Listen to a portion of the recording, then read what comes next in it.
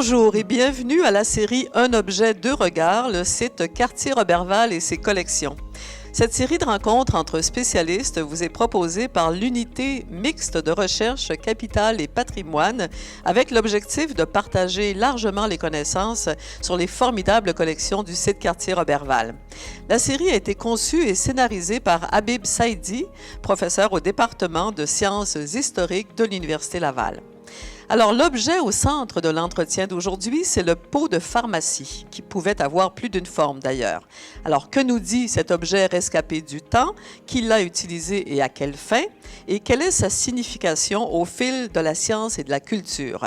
Alors, je suis Françoise Guénette et j'aurai le plaisir d'interroger deux érudits qui vont porter sur cet humble objet leur regard croisé. Le premier est historien.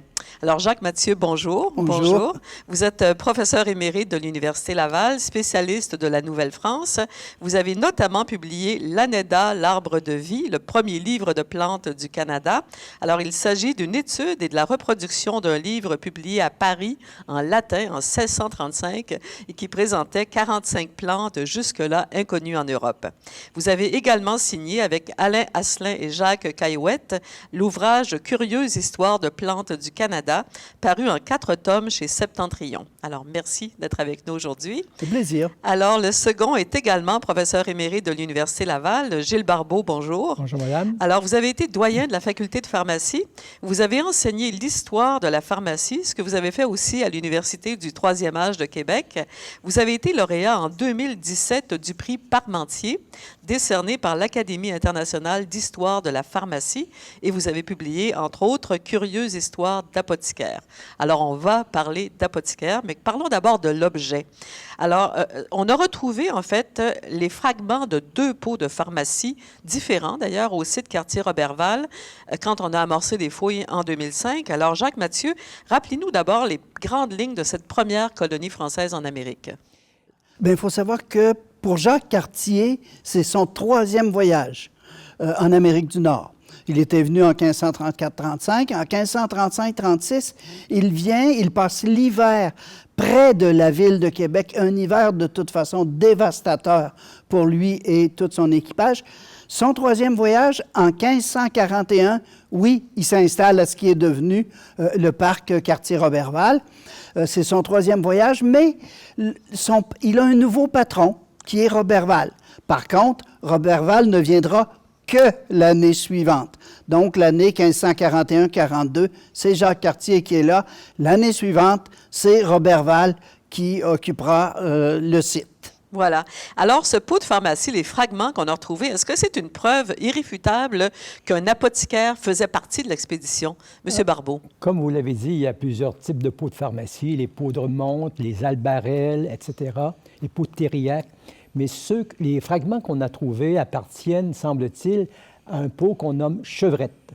On le nomme chevrette parce que, semble-t-il, qu'il y a une certaine ressemblance avec une corne de chèvre ou une corne de femelle de chevreuil.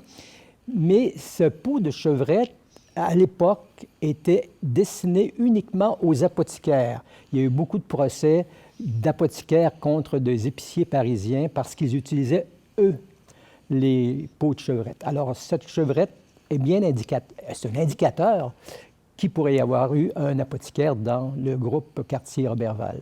Mais est-ce que c'était un objet courant à l'époque? Comment s'en servait-on aussi? Bien, quel usage on en faisait exactement? Bien, c'était pour conserver des différents types de médicaments, surtout liquides, des électuaires, des essences, des sirops.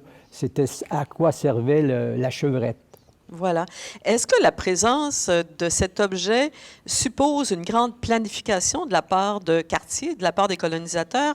Parce qu'on sait qu'il y avait des problèmes de santé, évidemment. Les gens étaient là pour il y avait des problèmes de survie et il y avait des centaines de colons. Alors, est-ce que Cartier et Roberval, ensuite, se sentaient responsables des humains en tant qu'envoyés de l'État, prenaient ce genre de précautions? Tout à fait, parce que cette 3e expédition a un objectif de colonisation, d'installer une population sur les lieux. Encore fallait-il la préparer, parce qu'il y avait des hommes et des femmes, et il fallait s'assurer de leur existence et de leur survie de façon saine. Parce qu'il faut rappeler qu'au voyage précédent, Jacques Cartier avait 110 hommes d'équipage, 25 sont décédés et 40 ont été touchés par la maladie de le scorbut. Et ce sont les Autochtones qui ont fourni à Jacques Cartier la recette, l'ANEDA, qui a permis de guérir le reste de l'équipage. Donc, on savait qu'il y avait des risques à s'installer dans ce nouveau territoire. Il fallait donc se préparer adéquatement, assumer la responsabilité d'une nouvelle population et veiller à ce qu'elle reste en santé. Oui, mais en même temps, on est en 1541. Qu'est-ce qu'on connaît exactement en Europe? Ce sont des Européens qui arrivent sur le territoire. Qu'est-ce qu'on connaît de la médecine à ce moment-là, M. Barbeau? C'est la médecine pratiquée à la mode de Galien, donc la médecine galénique, qui date de 100 ou 200 après Jésus-Christ. Ça veut dire quoi? Donc, ça veut dire que c'est la théorie des humeurs. C'est que la théorie des humeurs nous dit que dans l'organisme, il y a 4 humeurs qui doivent être en équilibre pour être en santé.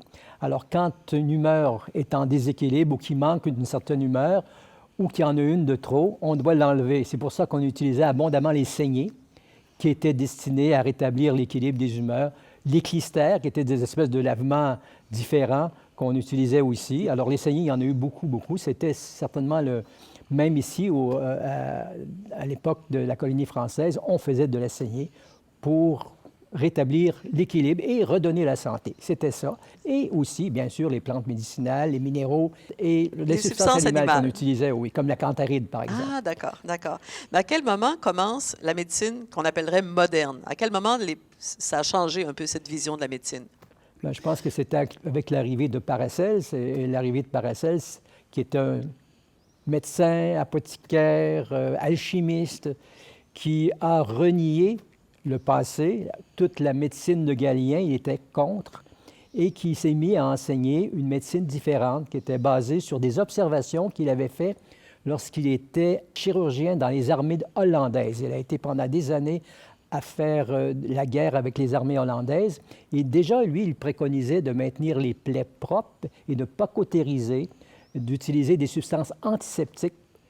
Il préconisait aussi d'aérer les chambres. C'est un des premiers à penser que, pas l'écologie, mais que la température, l'air pouvait rendre les gens malades. Donc, aérons les chambres des malades. Et c'est un des premiers à penser que les maladies étaient d'origine organique et non pas qui nous arrivaient du ciel comme ça. Était d'origine extérieure aussi, hein? Oui, c'est ça. Pouvait arriver justement comme les germes par la pollution, la pollution de l'air. Lui, il n'a pas parlé des germes. Un spécialiste, un savant bien avant lui, Avicenne, en avait parlé de petites substances invisibles à l'œil nu qui pouvaient causer des maladies. Oui. Tout ça s'inscrit dans un nouveau contexte de modernisation de la science à cette époque-là. Une modernisation qui s'explique de plusieurs façons. Évidemment, des personnages comme ça, dont plusieurs se sont inspirés des traditions anciennes qui remontent à l'époque de l'Antiquité. Et ça a pu se répandre en Europe beaucoup plus rapidement grâce à l'imprimerie. Ah, Gutenberg. Un autre élément qui a beaucoup joué pour moderniser cette science, c'est, je dirais, la découverte du monde. On reconnaît de nouveaux mondes qu'on ne connaissait pas. Hein, c'est l'époque de Christophe Colomb, quoi. Alors là, il faut donc des gens qui ont pratiqué des sciences médicinales nouvelles. Ils ont joué un rôle extrêmement important dans l'évolution à cette époque-là. La découverte du Nouveau Monde nous a amené des nouveaux médicaments qui étaient très efficaces. C'est l'époque du quinquina, c'est l'époque de l'ipecacuanha qu'on utilise encore de façon dérivée aujourd'hui. C'est l'époque c'est un peu plus tard la cocaïne aussi. Ce sont des nouveaux médicaments qui se sont installés en Europe et qui étaient très efficaces. Et qui provenaient de plantes jusqu'alors inconnues en Europe. Oui. Ce dont vous avez parlé, vous avez des anecdotes également. Vous avez parlé du scorbut tout à l'heure qui a frappé les hommes de quartier et qui ont été guéris par l'ANEDA. C'est ça, c'est un des exemples. Guéris par la connaissance des Autochtones. C'est eux qui avaient développé de nouvelles connaissances de ce monde nouveau par l'expérimentation sur des siècles et des siècles. Expérimentation des vertus de la nature, des vertus des arbres et application transmission oralement d'une personne à une autre dans leur milieu et donc une nouvelle forme d'intervention médicinale grâce aux Autochtones et qui a permis de croiser les connaissances. Oui, mais il y a quand même un choc des cultures. On ne traite pas le corps de la même façon chez les Autochtones et chez les Européens. Ça, c'est un exemple où la collaboration s'est faite. Est-ce qu'il y en a d'autres? Est-ce qu'il y a... Oui, il est évident que les pratiques corporelles, voire les pratiques culturelles, hein, sont demeurées dans un contexte héréditaire. Bon, et ça a été très important. Il faut quand même pas non plus oublier qu'ils ont échangé entre eux. Ils ont enrichi la culture des uns et des autres avec leurs connaissances particulières. Oui. Donc, il y a eu un croisement de pratiques, là. C'est ça. L'ANEDA, ce n'est pas le seul exemple. J'imagine qu'il y a eu d'autres guérisons qui ont été pratiquées, réussies, possibles à cause de ce savoir des Autochtones. Oui, et ça jouait aussi en sens inverse. Ah, par exemple? Un exemple, un grand chef amérindien, Membertou, son fils aîné était malade, en voie de mourir. Et chez les Autochtones, à l'époque, quelqu'un qui est en voie de mourir s'isole. Il s'isole pour ne pas perturber l'environnement, ne pas perturber sa famille. Il se confine, quoi. C'était arrivé au fils du grand chef de l'époque. Et c'est Louis Hébert qui a appris ça, qui a été le voir et qui l'a guéri. On a crié au miracle. Mais donc, on voit comment les uns et les autres ont pu s'entraider dans cette opération. Est-ce qu'on sait comment Louis Hébert a guéri ce fils du grand chef? Bien, avec, évidemment, Louis Hébert, c'était un apothicaire. Louis Hébert avait des connaissances des plantes très grandes et il a continué à s'intéresser ici aussi également aux plantes. Les Autochtones l'ont surnommé le ramasseur d'herbes. Et c'est lui, bon, qui vous l'avez dit, qui a envoyé en France 45 plantes jusque-là inconnues. Mais vous imaginez que son intérêt pour les plantes rejoignait les intérêts des Autochtones et qu'ils ont échangé entre eux à ce point de vue-là, oui. Oui. Alors, Louis Hébert, c'est peut-être l'apothicaire le plus fameux des débuts de la colonie française. Évidemment, c'est un peu plus tard. Mais revenons à ce personnage de l'apothicaire qui se trouvait dans l'expédition de Cartier en 1541. Comment s'était-il formé, ce personnage-là, en Europe, donc en France? À l'époque, il n'y avait pas de faculté de pharmacie ou d'école de pharmacie, donc il se formait au Jardin des plantes par des maîtres. Il y avait tout un aspect compagnonnage, tout un aspect apprentissage avec des gens qui étaient déjà connaissants des plantes médicinales, comme l'essentiel de la thérapeutique s'inspirait des plantes. Alors, c'est par le Jardin des plantes qu'on apprenait la pharmacie, la chirurgie aussi, puisque je pense à Robert Giffard, qui était apothicaire, qui est devenu chirurgien sur un bateau, parce que sur les bateaux, ils engageaient peu de médecins, ça coûtait trop cher, ils mettaient surtout des chirurgiens. Alors, si vous regardez ici, en Nouvelle-France, le nombre de chirurgiens qu'il y avait comparé au nombre de médecins, c'était 10 fois plus de chirurgiens que de médecins. Alors, souvent, mais les médecins, il n'y avait pas de distinction pratique entre ce qu'était un chirurgien, un médecin, puis des fois, un apothicaire, les gens faisaient les trois métiers à la fois, puisque jusqu'à 1788, il n'y avait pas de réglementation qui définissait les pratiques de l'un et de l'autre. Donc, être apothicaire, c'était bien accepté dans le grand monde de la médecine de l'époque. Oui. Oui, mais c'était effectivement, parce que c'était une formation très exigeante. C'était au moins 5 années et réaliser un chef-d'œuvre de réussite à la fin. Et il y avait tellement d'informations à connaître. Hein? On dit la majeure partie des remèdes provenaient des plantes. Bien, quelle partie de la plante? La racine, la tige, la feuille, la fleur, le fruit, d'une part. Et ensuite, quel dosage? Et comment préparer le médicament? Est-ce qu'on écrase? Est-ce qu'on pile? Est-ce qu'on fait bouillir? Est-ce qu'on fait des extractions? Bon, oui, c'est un apprentissage considérable à l'époque. Voilà.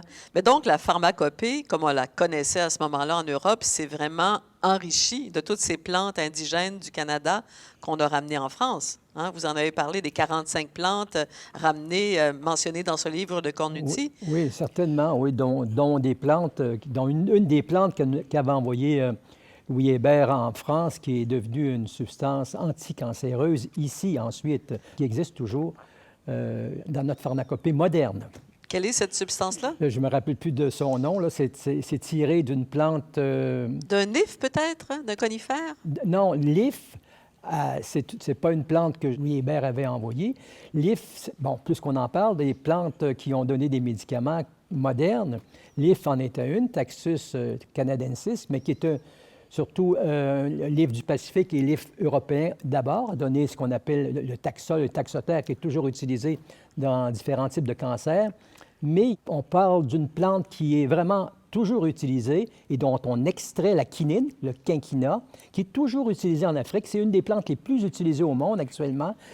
Pourquoi on prend le quinquina puis on en extrait la quinine? C'est parce que c'est bon marché, ça ne coûte pas très cher et les gens, les populations qui sont moins fortunées l'utilisent pour se préserver de la malaria. Vous en avez, j'en avais une autre dans la tête, mais que j'ai encore oublié, ce qui est probablement dû à mon âge. J'avais lu que la pervenche avait pu être utilisée. Oui, la petite pervenche, la pervenche de Madagascar, qui est utilisée en partie. Donc, une partie de la plante est extraite et cet extrait-là est transformé synthétiquement en laboratoire pour en faire la pervincamine, qui est aussi un agent anticancéreux. Alors, c'est des choses qui sont extraordinaires, puisque la plante... Ah oui, la plante dont je voulais parler aussi, c'est le pavot d'opium. Ah, le pavot d'opium est toujours moderne aujourd'hui. On en parle en Afghanistan. L'opium nous sert à faire de la morphine. Et on extrait toujours la morphine de l'opium. Et ensuite, de ces substances, la morphine, la thébaïne, la cocaïne, on en fait d'autres substances qui viennent des opiacés, de l'opium.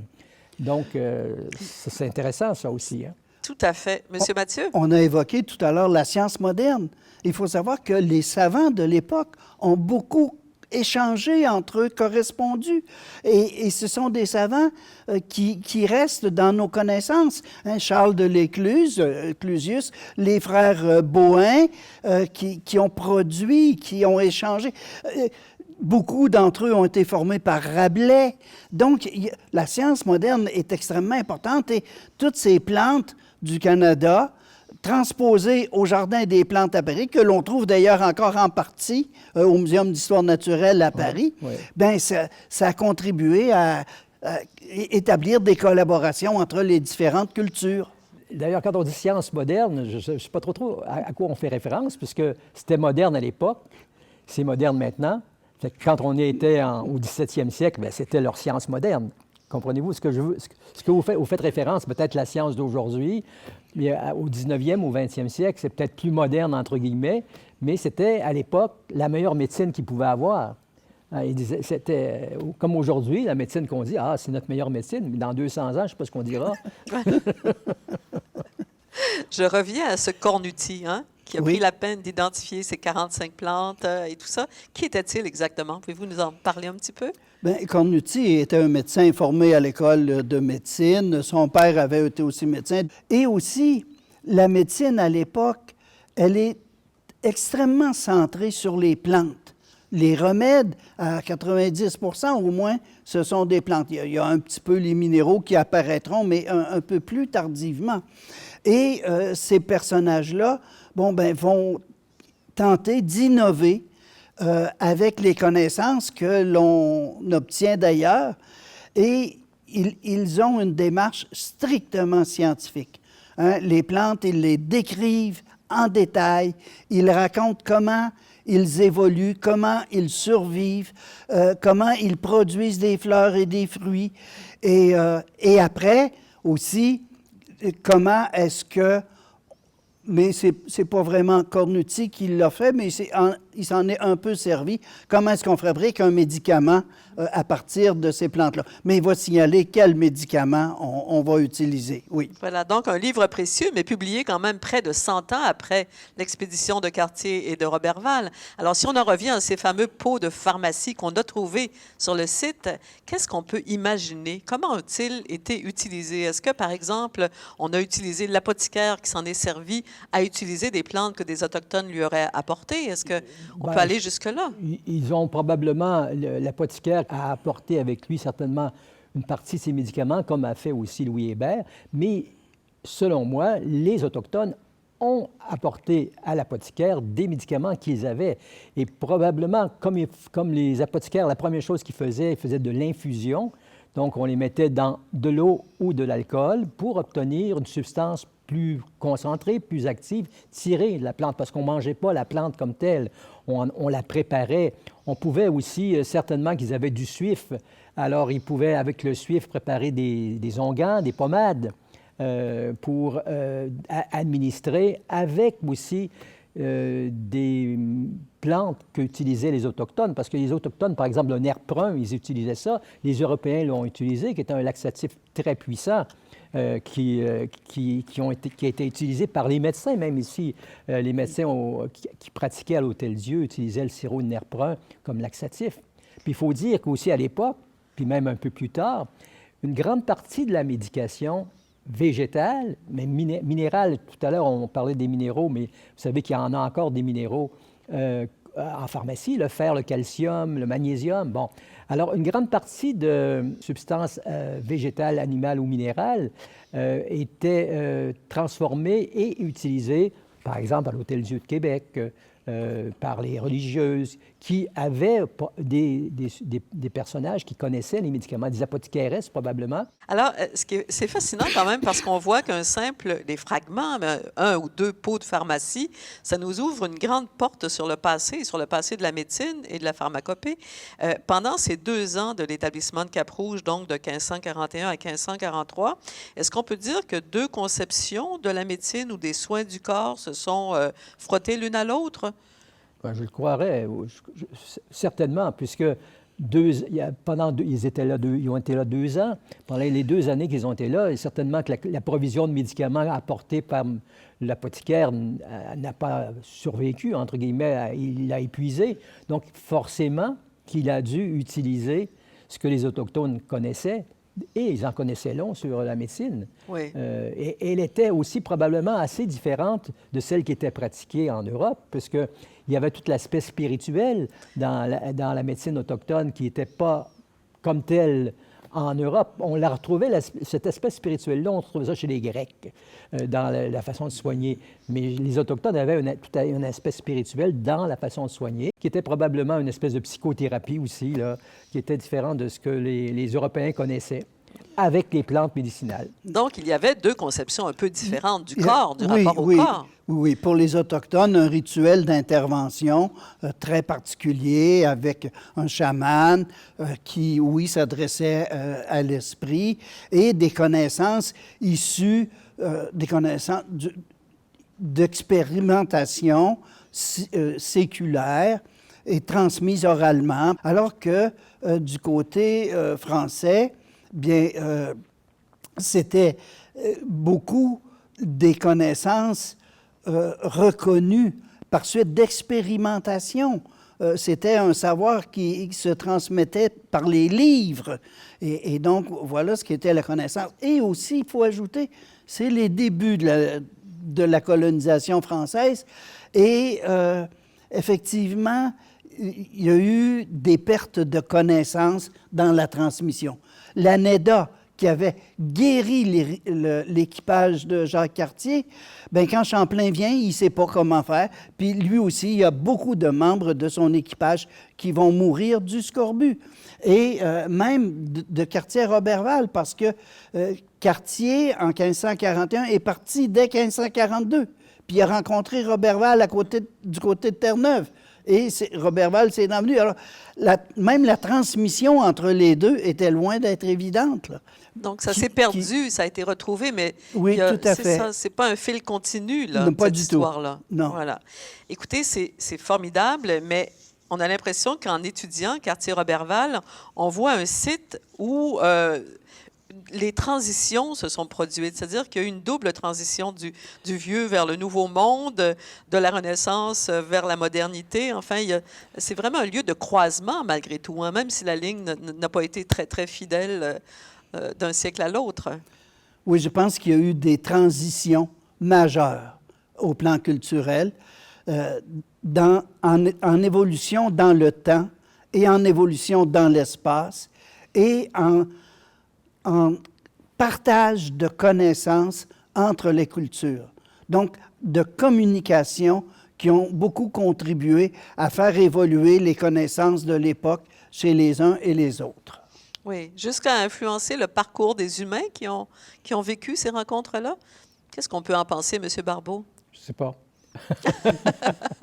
C'est probablement, oui, qu'ils ont influencé, comme vous dites, le parcours des humains, qu'ils aient influencé la médecine, je ne pense pas, puisque, comme le soulignait Jacques, uniquement la question de l'anédos a été perdue. Oui.